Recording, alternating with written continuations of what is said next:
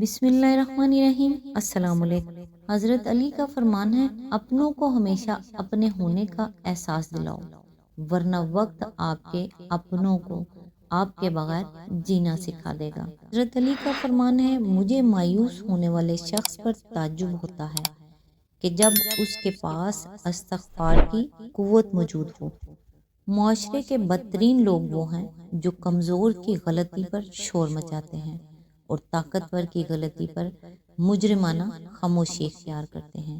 اللہ تعالی ہم سب کو نیکی کی ہدایت دے اور اچھے اور نیک لوگوں کے ساتھ کھڑا ہونے والا بنائے اور کمزور کی مدد کرنے والا بنائے، آمین۔ آج انشاءاللہ سورۃ طٰہٰ کی آیت نمبر 116 سے سٹارٹ کریں گے۔ اس کا ترجمہ اور تفسیر تفہیم القرآن سے بیان کروں گی جو اہل سنت جماعت کے لیے ہے۔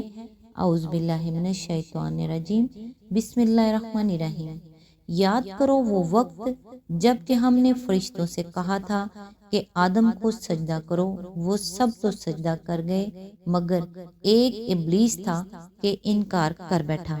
آیت نمبر 117، اس پر ہم نے آدم سے کہا کہ دیکھو یہ تمہارا اور تمہاری بیوی کا دشمن ہے، ایسا نہ ہو کہ یہ تمہیں جنت سے نکلوا دے اور تم مصیبت میں پڑ جاؤ۔ اس کی تفسیر ہے، یہاں وہ اصل حکم بیان نہیں کیا گیا ہے جو آدم علیہ السلام کو دیا گیا تھا، یعنی یہ کہ اس خاص درخت کا پھل نہ کھانا۔ وہ حکم دوسرے مقامات پر قرآن مجید میں بیان ہو چکا ہے۔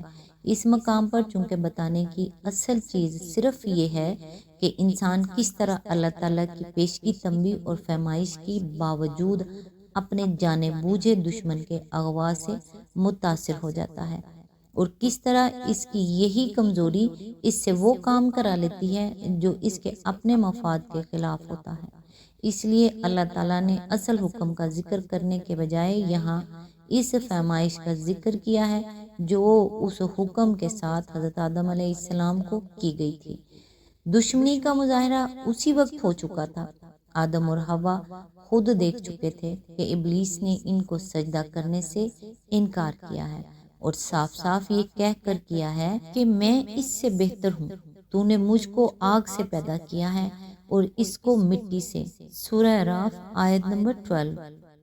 ذرا دیکھ تو صحیح، یہ ہے وہ ہستی جس کو تو نے مجھ پر فضیلت دی ہے، اب کیا میں اسے سجدہ کروں جس کو تو نے مٹی سے بنایا ہے۔ سورہ بنی اسرائیل آیت نمبر 61 to 62۔ پھر اتنے ہی پر اس نے اکتفا نہ کیا کہ کھلم کھلا اپنے حسد کا اظہار کر دیا، بلکہ اللہ تعالیٰ سے اس نے مہلت بھی مانگی کہ مجھے اپنی فضیلت اور اس کی نااہلی ثابت کرنے کا موقع دیجیے، میں اسے بہکا کر آپ کو دکھا دوں گا کہ کیسا ہے یہ آپ کا خلیفہ۔ اعراف، ہجر اور بنی اسرائیل میں اس کا یہ چیلنج گزر چکا ہے اور آگے سورہ صاد میں بھی آ رہا ہے۔ اس لیے اللہ تعالیٰ نے جب یہ فرمایا کہ یہ تمہارا دشمن ہے تو یہ محض ایک امر غیب کی اطلاع نہ تھی، بلکہ ایک ایسی چیز تھی جسے عین برسر موقع دونوں میاں بیوی اپنی آنکھوں دیکھ چکے اور اپنے کانوں سن چکے تھے۔ اس طرح یہ بھی دونوں کو بتا دیا گیا کہ اگر اس کے بہکانے میں آ کر تم نے حکم کی خلاف ورزی کی تو جنت میں نہ رہ سکو گے اور وہ تمام نعمتیں تم سے چھین جائیں گی جو تم کو یہاں حاصل ہیں۔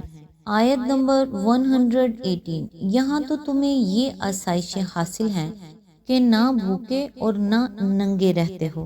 آیت نمبر 119، نہ پیاس اور دھوپ تمہیں ستاتی ہے۔ اس کی تفسیر ہے، یہ تشریح ہے اس مصیبت کی جس میں جنت سے نکلنے کے بعد انسان کو مبتلا ہو جانا تھا۔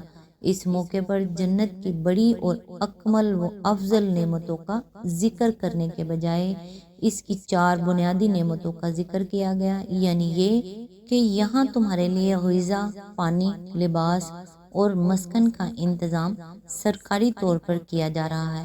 تم کو ان میں سے کوئی چیز بھی حاصل کرنے کے لیے محنت اور کوشش نہیں کرنی پڑتی۔ اس سے خود بخود یہ بات آدم و حوا پر واضح ہو گئی کہ اگر وہ شیطان کے بہکائے میں آ کر حکم سرکار کی خلاف ورزی کریں گے تو جنت سے نکل کر انہیں یہاں کی بڑی نعمتیں تو درکنار، یہ بنیادی آسائشیں تک حاصل نہ رہیں گی۔ وہ اپنی بالکل ابتدائی ضروریات تک کے لیے ہاتھ پاؤں مارنے اور اپنی جان کھپانے پر مجبور ہو جائیں گے۔ چوٹی سے ایڑی تک پسینہ جب تک نہ بہائیں گے، ایک وقت کی روٹی تک نہ پا سکیں گے۔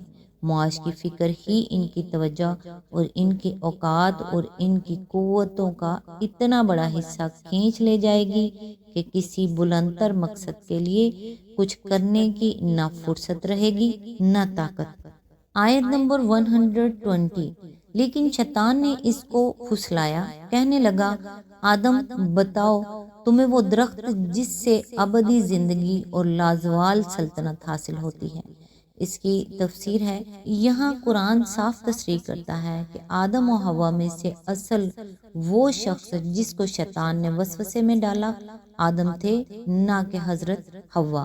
اگرچہ سورۃ اعراف کے بیان کے مطابق مخاطب دونوں ہی تھے اور بہکانے میں دونوں ہی آئے، لیکن شیطان کی وسوسہ اندازی کا رخ دراصل حضرت آدم علیہ السلام ہی کی طرف تھا۔